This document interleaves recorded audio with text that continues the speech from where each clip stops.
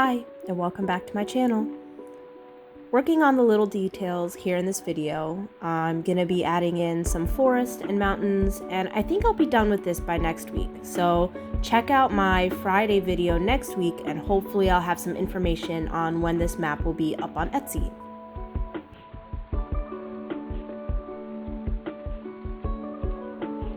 So much has happened in the Wheel of Time community since my last map painting video.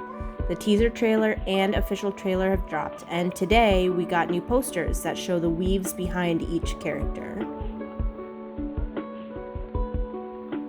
I can see why Season 1 may be pushing Moraine as the quote-unquote main character, because as a viewer who likely has not read the books, they truly won't know right away who the dragon is. This, in my opinion, kind of fits really well in with the reader's experience reading the books. Not that the reader wouldn't figure out that... Sorry, that was my cat sneezing. But not saying that the reader wouldn't be able to figure out that Rand is the dragon, but the fact that the three boys didn't really know which one of them it was. Moraine didn't know until later, and even the Dark Forces didn't know which of the boys it was. They just knew that the three boys were significant. And as far as the three oaths being changed or edited in the trailer, I think I'm going to wait to see how it's actually phrased in the episode, because I feel like it's been trimmed back just for brevity. I don't really have any immediate huge red flags around this. I also really hope that Moraine gets to tell the Two Rivers folk their history regarding Manetheren and the war. It's such a touching part of book one, and I'd love to see it on the screen. I'm also not highly concerned. I guess I'm not really highly concerned about anything, but I'm not highly concerned that Moraine says, quote unquote, it's one of the five of you, implying that Egwene or Nynaeve could be the Dragon Reborn. Again, I see this as just editing, and even if they tease one of the women as the dragon, I don't see them actually pursuing that as a possibility. I think it's just to wrap up more mystery and intrigue for viewers who are not familiar with the books.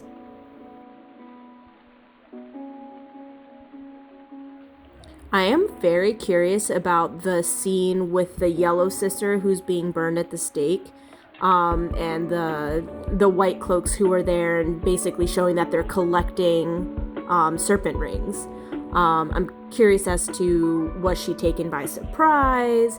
Were the oaths really changed so that they can't defend themselves? Which wouldn't really make sense because we can see Moraine defending them, the Two Rivers against the Trollocs. Or they could be on a steading. Either way, the Whitecloaks on the show, they are obviously not to be messed with, just as it should be.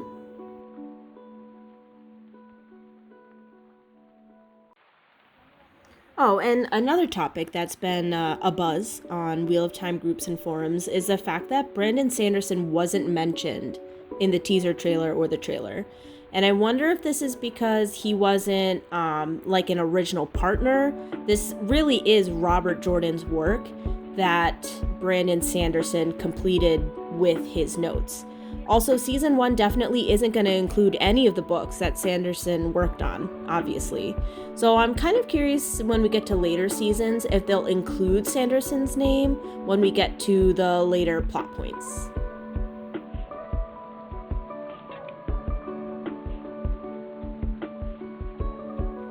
And fair warning, some spoilers ahead, but I was on Facebook in one of the Wheel of Time groups, and a lot of people were sharing passages that really like touched them or made them emotional, or like their favorite sections.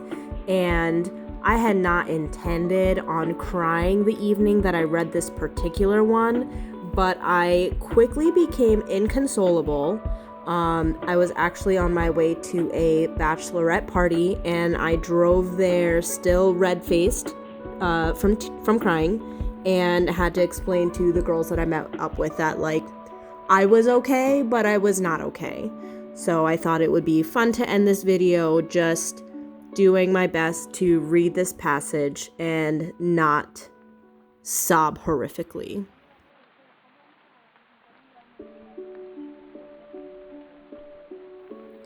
I know that sound, Perrin said. Sound? The AO maiden said. What sound? The call of the wolves? No, Perrin said, as the dark hounds began to lope up the path. The horn of Valir. The heroes would come, but upon which battlefield would they fight? Perrin could expect no relief here, except, lead us, young bull. Why must the heroes all be human?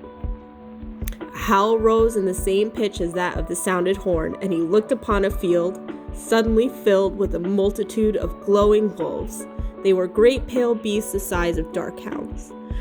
The spirits of those wolves who had died were gathered here, waiting for the sign, waiting for the chance to fight.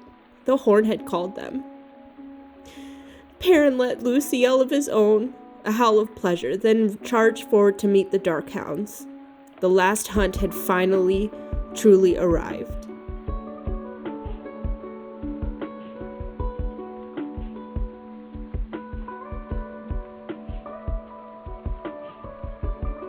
And on that note, I hope you enjoyed my video. Bye, guys.